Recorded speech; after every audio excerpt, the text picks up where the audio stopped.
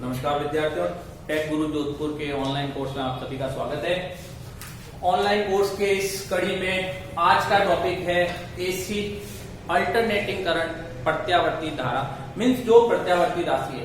Topic शुरू करने से पहले अगेन कहूंगा, चैनल को अधिक से अधिक सब्सक्राइब करिए, शेयर कीजिए। आपको इससे बहुत सी यूजफुल चीजें मिलेगी जो आपके मित्रों के भी काम आ सकती है। आपका एक शेयर और लाइक हो सकता है किसी और को भी मोटिवेट कर दे। एग्जाम के तरीके से मैं फिर बताऊंगा, एग्जाम के पॉइंट ऑफ व्यू से पढ़ने का मतलब होता है जो काम की चीजें हैं केवल उन्हीं का संग्रह आप अपने पास कीजिए, उनको बार बार याद कीजिए, आपको चीजें याद हो जाएंगी। तो टॉपिक की शुरुआत करते हैं। एसी टर्म्स मीन्स एसी में क्या क्या शब्दावली काम में आती है। तो एसी में शब्दावली से इंपॉर्टेंट सबसे पहले हम उसका एक पिक्चर डायग्राम देखते हैं। वेव फॉर्म, इसे हम कहते हैं वेव फॉर्म, तरंग रूप।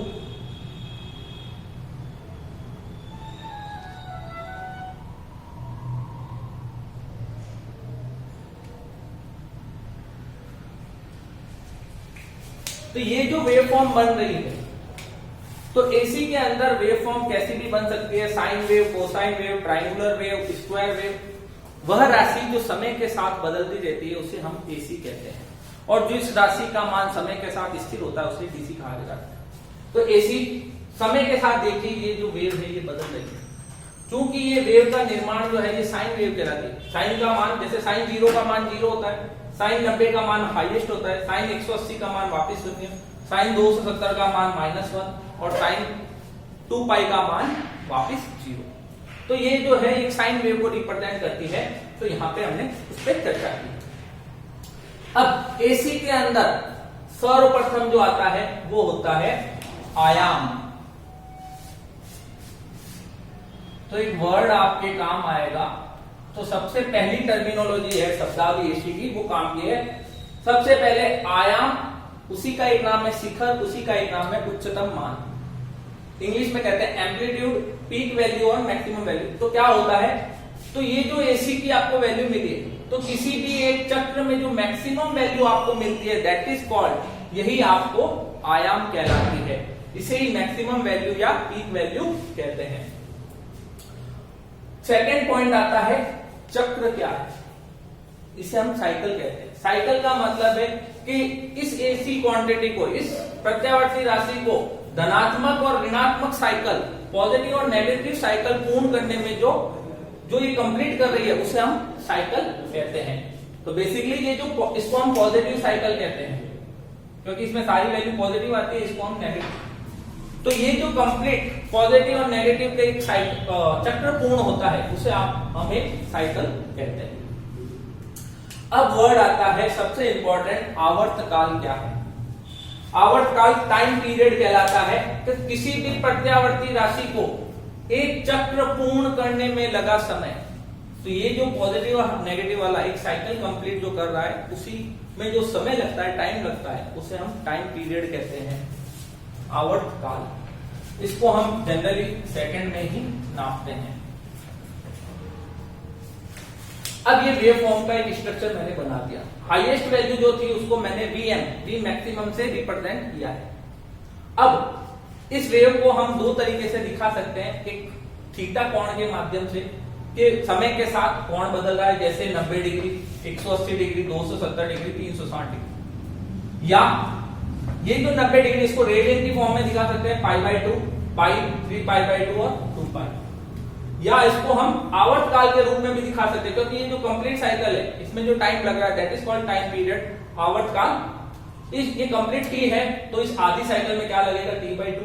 इससे भी आधी साइकिल में t/4 और इससे थोड़ा आगे ले लें t/2 और t के मध्य, तो ये बन जाएगा 3t/4। अब इंपॉर्टेंट चीज क्या है, यहाँ पे एक चित्र किया है मैंने कि जो ये 180 डिग्री है ये पाई रेडियन के बराबर होता है।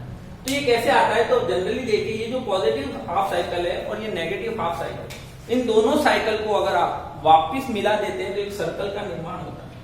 तो वास्तव में ये जो एसी क्वांटिटी है ये इसका फेजर रूप है। तो टाइम के साथ धीरे धीरे ये ऐसे बदलता रहता है। तो जब ये कंप्लीट एक चक्र पूर्ण करता है तो 360 डिग्री बनाता है।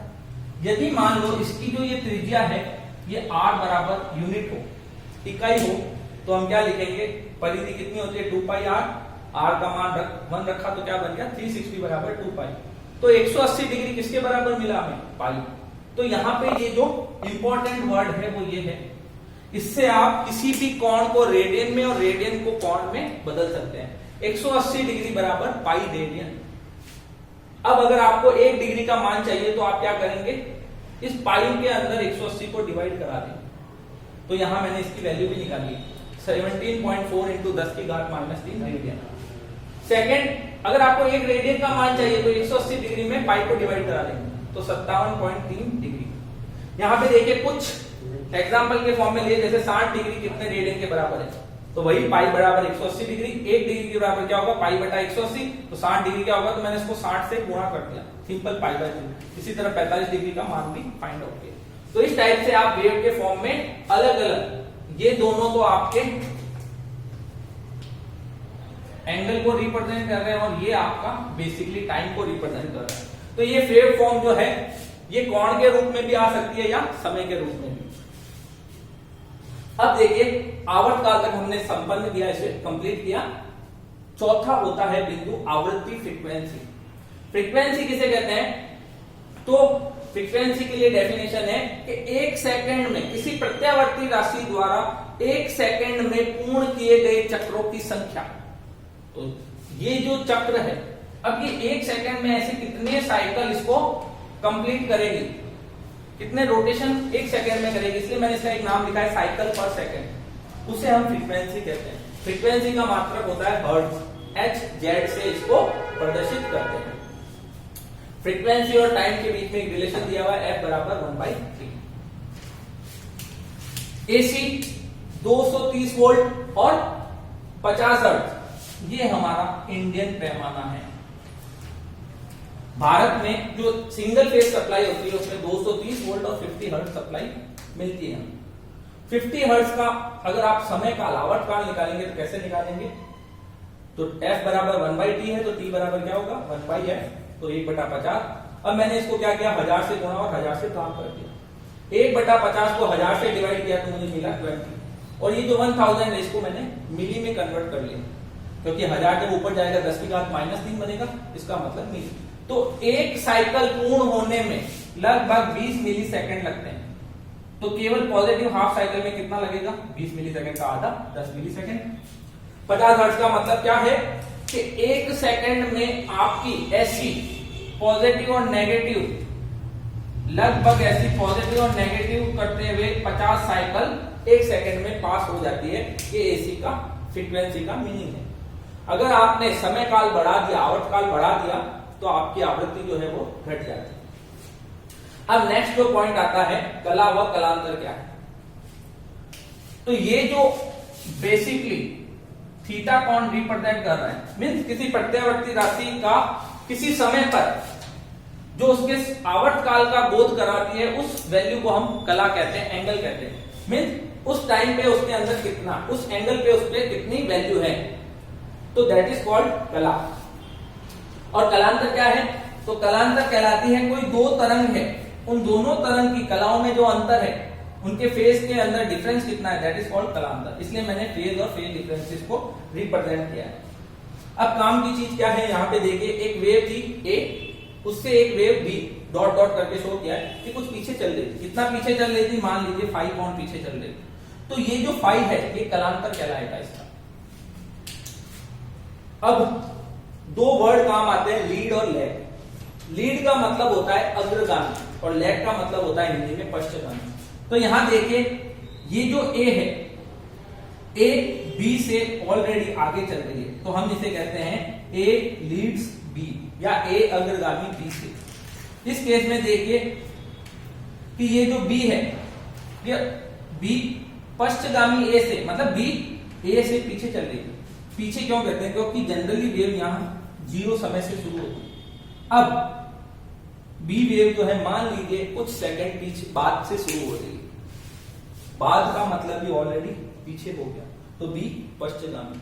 कोई वेव हो सकता है, तो ये देखिए वेव को मैंने दिखाया, अगर ये 0 से स्टार्ट हो जाती है तो 0 से स्टार्ट नहीं होकर कुछ सेकंड बाद से शुरू होती है, मींस लैग कर रही है, पश्चगामी। और ये वेव देखिए सेकंड वेव, इसका कुछ हिस्सा जीरो से स्टार्ट होना था इसको, लेकिन कुछ हिस्सा ऑलरेडी जीरो से पहले ही निकल गया, तो इसे हम कहते हैं अग्रगामी। E बराबर BL साइन थीटा एक सूत्र होता है जब कोई चालक किसी चुंबक के क्षेत्र में V वेग से घुमाया जाता है तो उसमें इंड्यूस EMF क्या है उसका सूत्र है। तो यहां देख ले इस VE को, जो वोल्टेज जनरेट हो रहा है, इसको मैंने कैपिटल V से शो किया। ये जो BLV है ये मेरा बन गया मैक्सिमम मान VM, मैक्सिमम वैल्यू। तो एक ये आदर्श समीकरण बन गया V बराबर VM sine theta plus phi. अब इस कोण के साथ मैंने एक प्रारंभिक कोण भी ऐड कर दिया। प्रारंभिक कोण क्या है कि ऑलरेडी कला के बारे में जिक्र किया था, तो हो सकता है कि जो वेव, जो तरंग है, वो कुछ कोण जीरो से स्टार्ट नहीं होके कुछ कोण पीछे से शुरू हो या कुछ कोण पहले शुरू हो, उसे आप फाई कहते हैं। प्रारंभिक कोण मीन स्टार्टिंग पे, प्रारंभिक अवस्था पे उस वेव के साथ कितना कोण जुड़ा हुआ है, जिसे आप प्रारंभिक कोण या इनिशियल एंगल कहते हैं। तो Vm बराबर साइन थीटा प्लस फाई। अब ये जो थीटा है, अब ये जब एक फेजर डायग्राम है, तो ये जो फेज है, ये जो सदिश रहती है जब घूमती है, तो इसे हम कोणीय वेग कहते हैं। इंग्लिश में इसे कहा जाता है एंगुलर वेलोसिटी।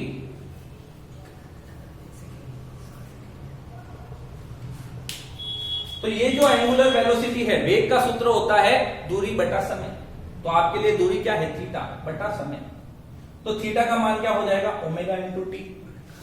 तो मैंने थीटा की जगह ये मान रख दिया ओमेगा टी प्लस फाइव। अगर जो मेरी वेव है वो 5 कोण ना आगे से शुरू है ना पीछे से, परफेक्टली 0 डिग्री से शुरू है, तो 5 बराबर 0 डिग्री होते ही v बराबर Vm साइन ओमेगा टी। तो AC की जो स्टैंडर्ड समीकरण है वो Vm बराबर साइन ओमेगा टी से हम रिप्रेजेंट करते हैं। कोणीय वेग को मैंने समझा दिया। ओमेगा जो है इसका मान 2 पाई f होता है, मीन एक चक्र में 2 पाई,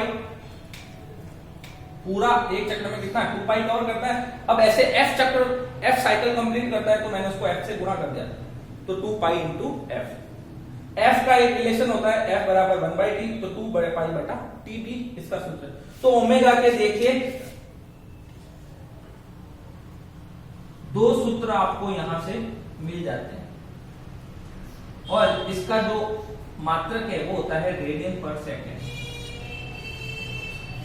तो ये है बड़े बड़े तौर पे एसी की टर्मिनोलॉजी, एसी की शब्दावली कि एसी के अंदर क्या क्या वैल्यूज काम आती है। तो सबसे इंपॉर्टेंट क्वेश्चन होता है उसकी मैक्सिमम वैल्यू। हो सकता है आपको एक ऐसी इक्वेशन दे दें और इक्वेशन के अंदर डायरेक्ट पूछ ले, एग्जाम्पल के तौर पर आपको दे दे v बराबर 200 साइन 314 पाई t प्लस 30 डिग्री। तो एक समीकरण दे दे, उससे आपको वैल्यूज निकालने को कह सकते हैं। तो पहला कि इसका उच्चतम मान कितना होगा, तो ये रही मैक्सिमम वैल्यू। तो आपको इस समीकरण को आपकी जो स्टैंडर्ड समीकरण है ये वाली, इससे कंपेयर करवाना है। तो जैसे ही आप इसको कंपेयर कराएंगे आपको सारी वैल्यू मिल जाएगी। अब देखिए यहाँ पे Vm की जगह 200 है, 200 साइन की जगह साइन है। अब ओमेगा इंटू टी, तो यहाँ क्या है 314 पाई, तो ओमेगा की जगह मान दिया हुआ है 314 पाई, क्योंकि प्रारंभिक कोण भी दिया हुआ है 30 डिग्री। तो ऐसे आप किसी भी क्वेश्चन को कंपेयर करके सॉल्व करते हैं। तो एसी की ये मूल शब्दावली है जो आपके बहुत काम आएगी। अगेन कहूंगा थोड़ा सा हौसला बनाए रखिए, मंजिल दूर नहीं है। आप लोग भी अच्छे से तैयारी कीजिए, अच्छे से किसी एक एग्जाम को आप टेक्निकली अगर स्ट्रांग होंगे तो आप उस एग्जाम को क्रैक कर सकते हैं। धन्यवाद।